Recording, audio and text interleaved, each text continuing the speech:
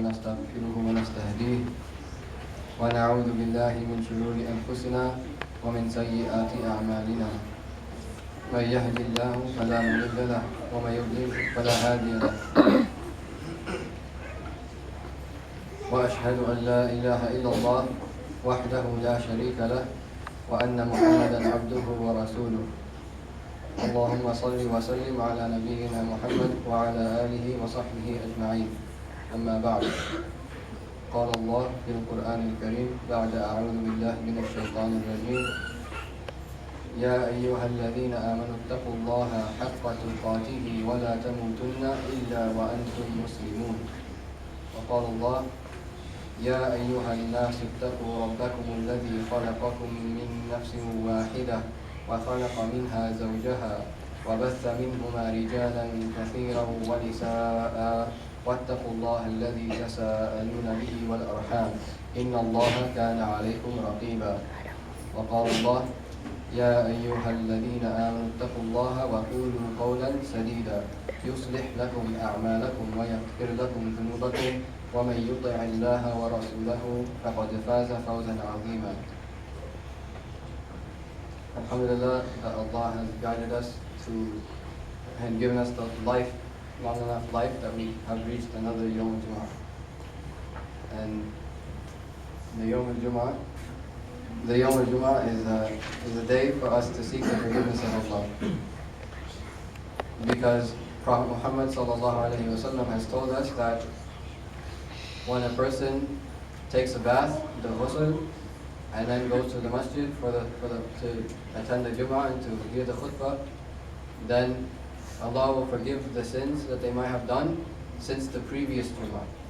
So if we keep coming to Jum'ah, then inshallah we hope that Allah will forgive us, and so this is our attempt to seek the forgiveness of Allah. So this is what we must do.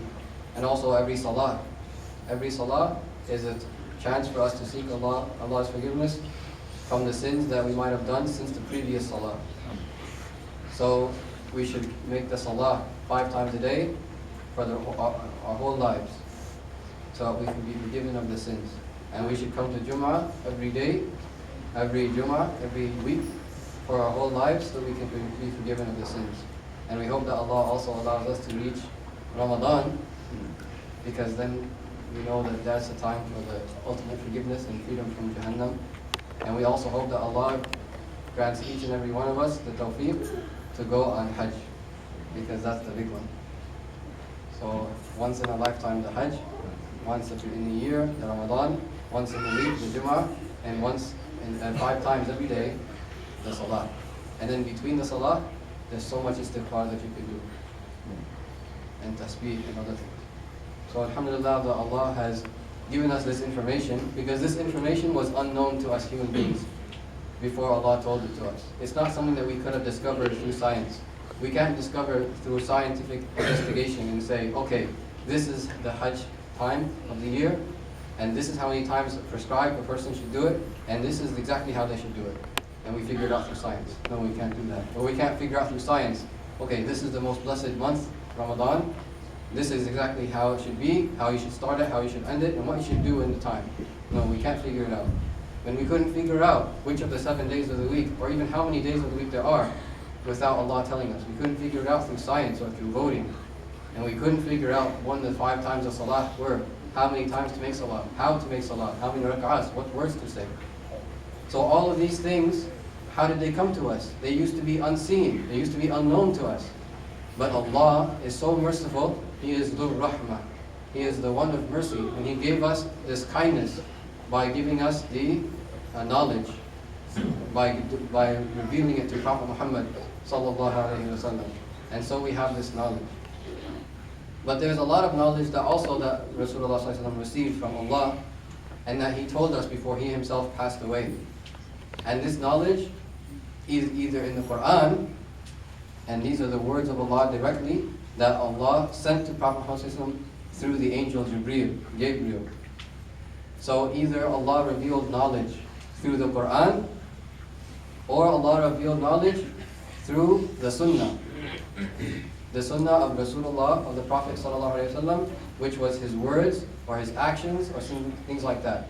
So if we study the Quran and if we study the sunnah, we get to learn all kinds of things that we would not know otherwise. We would not know through science. We would not know through discovery.